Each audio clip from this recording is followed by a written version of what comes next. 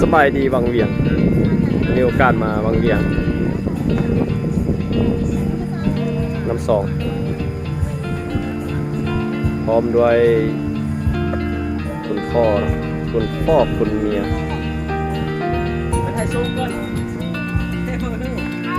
เดโซลูกนะ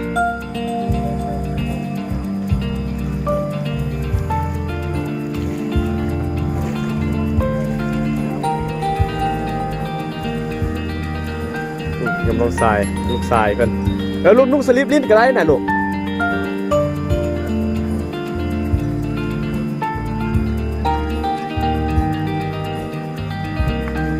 เกเสื้อเกเสื้อเกเสื้อเกมาค่อยนั้นลิ้นน้ำนั้นโลดเกเสื้อมาค่อยนั้น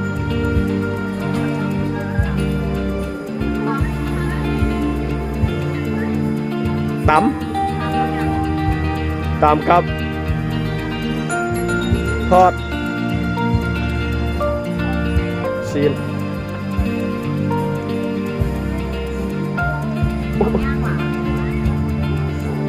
แล้วก็น้ำหวานน้ำดื่มโดนเลย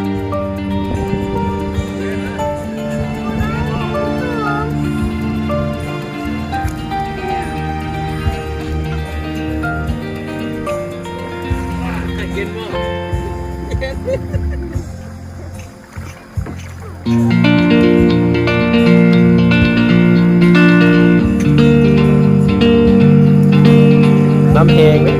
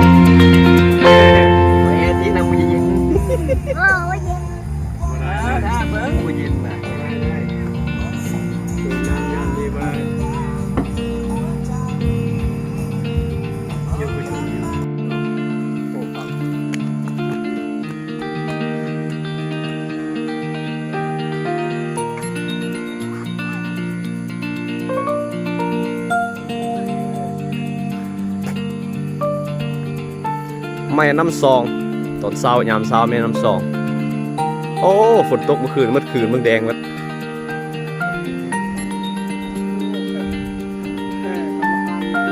มืด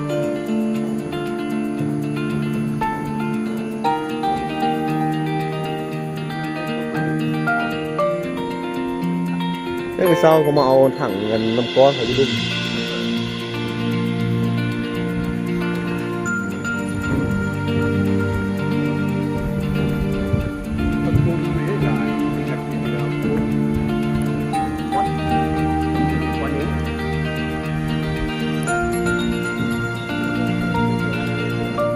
สารหลายตื้อ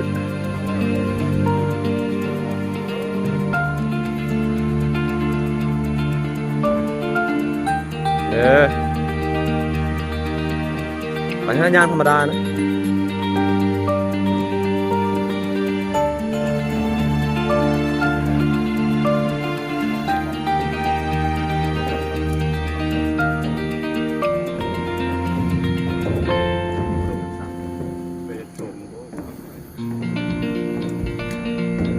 พี่แม่บอสมาย่างพี่แม่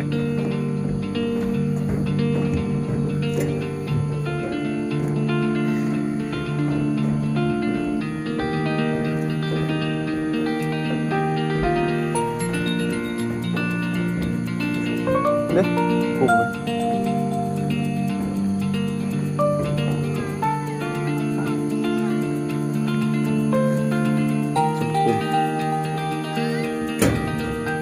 ยอดไปหมดละต้นกลุ่มยาวถอดไปหมด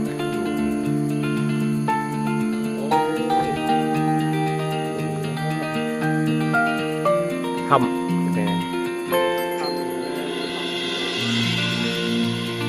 เฮ้ย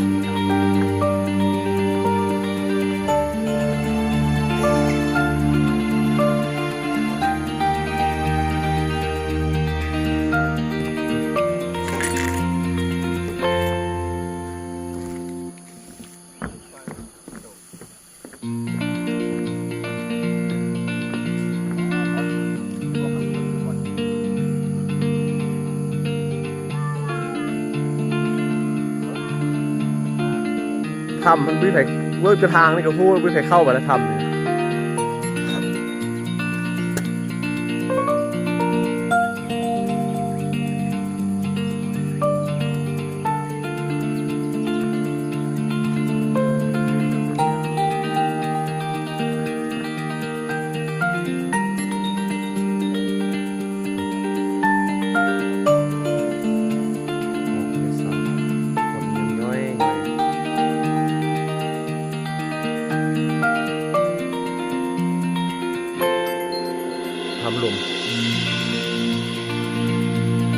ทำลมนี่นะครับ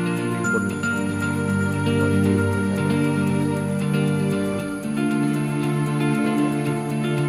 ขึ้นทำลมขึ้น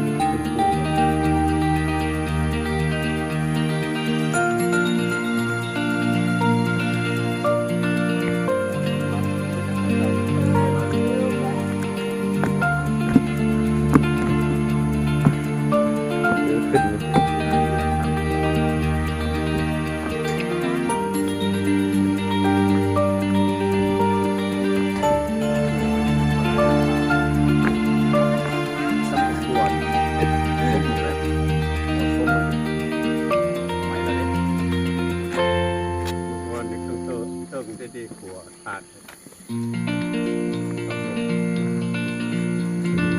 ความขวข้าวนะ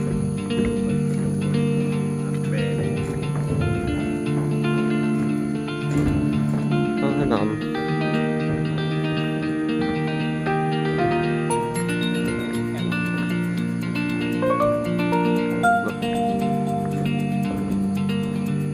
เบิ่งตูบ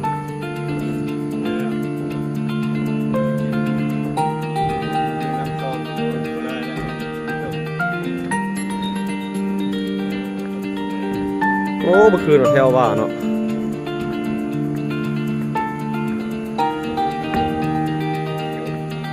เขียว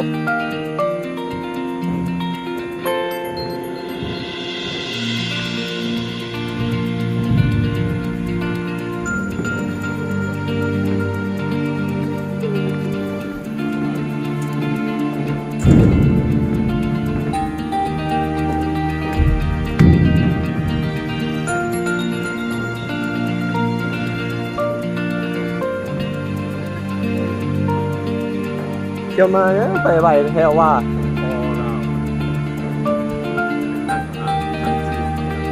สมัยนั้น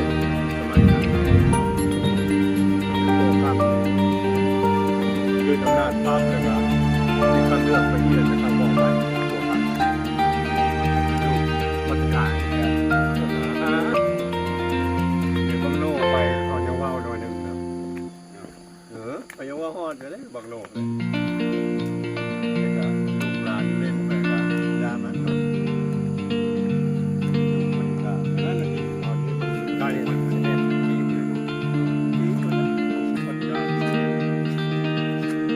ำหัว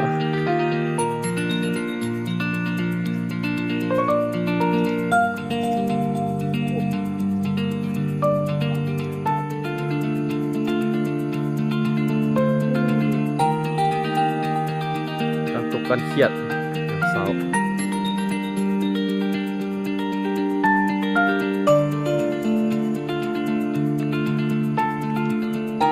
เป็นสอบตู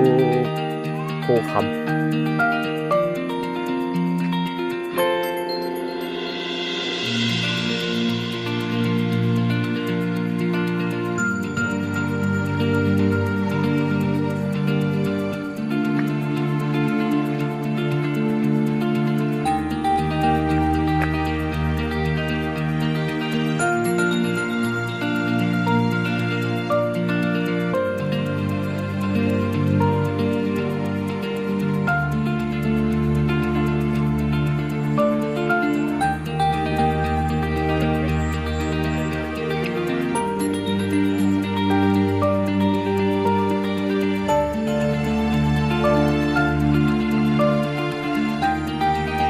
ออกแบบนี่งามอยู่แต่ครับ